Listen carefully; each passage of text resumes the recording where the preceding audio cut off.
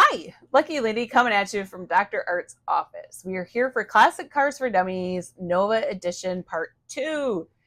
So we have gone all the way up to 1975 in Part 1. So we are going to start in 1975.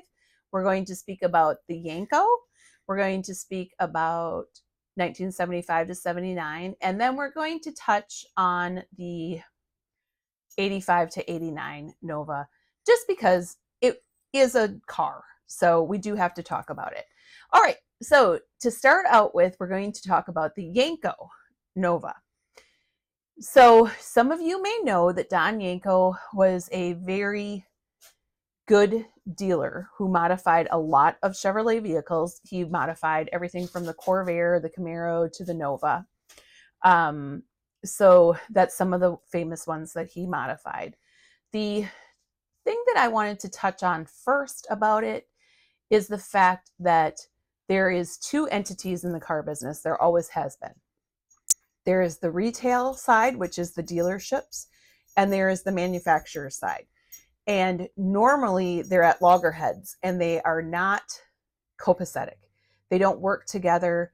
One dealer put it really well. He said, you guys come in here, you think that, we're just loudmouth millionaires who just want everything given to us, a bunch of babies. Well, and I think that sometimes that's probably the truth, but the truth is during the time that the Yenko was produced, the manufacturer did work with the dealership in a copacetic way. And Don modified the Nova. What he did was he took the V8 and he modified it basically to an L72. So he fitted a 427 block with existing cylinder heads, carb, intake manifold, and distributor.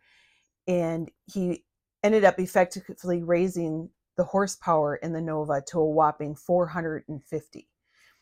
The Yenko was left pretty standard on the outside, the Nova was, and on the inside there was a decal, and the floors were vinyl, which is interesting. I'm not sure why that was, but I guess that's what Don liked. So there you go. He was out of Pennsylvania, just in case anybody was wondering, because my husband and I were not sure on that. I thought he was out of New Jersey, so it was Pennsylvania. So the other thing that is important about the Yenko is that this one sold at auction for the most that a Nova has ever sold for, $475,000. So that's pretty cool, huh? So there you go. That is the most important part about the Yenko, is that if you have one out in Grandpa's barn, go get it, fix it up, and sell it. Anyway, all right. So the next thing that we're going to talk about is the almost last generation of the Nova, the 1975 to 1979. The Nova was changed by the world. The world was changing. And in 1975, they had the first catalytic converters put on the vehicles. The 76 had an Olympic edition, which is interesting, and a new 309 V8. And then 77 was the last year of the Nova SS. The 79 was the final year of this iteration of Nova. This is a great car for young people if you're just getting started in the classic car game, because you can find these at good prices. So if you find a Nova and you swap in an LS or something like that, I think it would be a great start in the classic car business.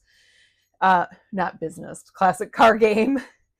So the 80s were not kind to the Nova. This is what they deemed a Nova. It was a rebadged Toyota. It was front-wheel drive with a 4-cylinder. It really wasn't even a Chevrolet or a Nova, but if you like it, then that is okay. And I'm sorry if I'm looking down my nose at it. I remember them and I just didn't like them. See, that's the time where I started in the car business. And so I just didn't like them, and I didn't understand why it was called a Nova. But if it's something that you've picked up and you are using it, or you're you put something else, some kind of other engine in it, or whatever you're doing with it. I think that that's great. And I'm sorry, I don't mean to look down my nose at you. So it was a good, reliable little car, and it would move you from point A to point B without too much pain. And let me tell you something, in those days, actually, that was pretty good. So that is our Nova series. Thank you so much for watching. Please like, subscribe, and please leave comments below. I really like reading them, and I would love to and I would love to speak with all of you. Thank you. Bye.